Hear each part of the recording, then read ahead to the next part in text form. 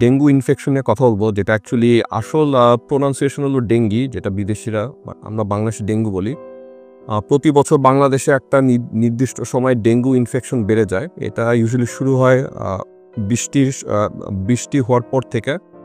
এটা ডেঙ্গুর ইনফেকশনের রেটটা বেড়ে যায় মশার বৃদ্ধির জন্য। ডেঙ্গু যখন ইনফেকশন হয়, যারা আক্রান্ত হয়, কয়েক রকমের জ্বর আছে।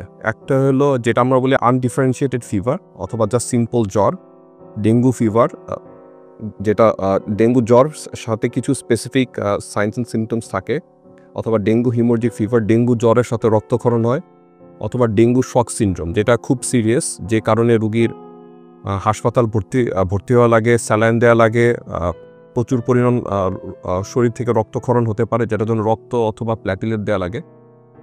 তো প্রথমত ডেঙ্গু ইনফেকশন হলে কখন আমরা এটা সিরিয়াস বুঝবো আর কখন হাসপাতাল যাওয়া লাগবে, কিছু ওয়ার্নিং সাইন আছে ডেঙ্গু ইনফেকশনের। মানে আমরা বুঝতে পারি যে রুগী খারাপের দিকে যাচ্ছে। জ্বরের সাথে দুর্বলতার সাথে পেটে ব্যথা, পেট যদি ব্যথা করে, অথবা যদি বমি বমি ভাব হয়, অথবা যদি বমি হয়, ইভেন পাতলা পায়খানাও হতে পারে, ডায়রিয়া হতে পারে। সাথে পেট ফুলে যাওয়া কয়েকটা কারণ আছে ডেঙ্গুতে। একটা হলো আমরা বলি আমাদের মেডিকেল ভাষায় অ্যাসাইটিস, এর মানে পেটের ভিতর পানি জমা। আরেকটা কারণ লিভার বড় হয়ে যায়, আমরা বলি হেপাটোমেগালি, এটাও একটা ডেঙ্গুর ওয়ার্নিং সাইন। ডেঙ্গুর আরও কিছু ওয়ার্নিং সাইন আছে, যেমন শ্বাসকষ্ট।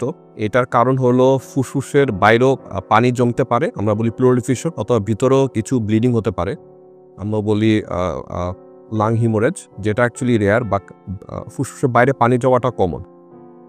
তো যে কোনো ডেঙ্গু রোগীর যদি পেটে অতিরিক্ত ব্যথা করে, অতিরিক্ত দুর্বলতা হয়, ব্লাড প্রেশার কমে যায়, অথবা শ্বাস নিতে কষ্ট হয়, অতিরিক্ত বমি হচ্ছে, ডায়রিয়া হচ্ছে, অথবা যদি জ্ঞানের মাত্রা যদি কমে যায়, অথবা যদি পেশেন্টের যদি জ্ঞানের মাত্রা যদি স্বাভাবিক থেকে যদি একটু ভিন্ন থাকে, অবশ্যই হাসপাতালে ভর্তি হওয়া লাগবে। আপনাদের স্বাস্থ্য বিষয়ে সচেতন করার জন্যই আমাদের এই আয়োজন। তাই প্রতিনিয়ত স্বাস্থ্য বিষয়ে বিভিন্ন টিপস পেতে আমাদের চ্যানেলটি সাবস্ক্রাইব করুন এবং বেশি বেশি লাইক ও শেয়ারের মাধ্যমে সবাইকে আমাদের সঙ্গে সংযুক্ত হবার সুযোগ করে দিন।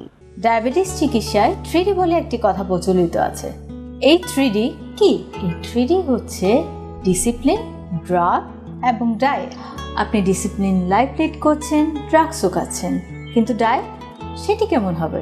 এই বিষয়ে সঠিক পরামর্শ দিতে পারবেন একজন পুষ্টিবিদ। তাই এই বিষয়ে সমন্বিত সেবা দিতে রয়েছে আমরা।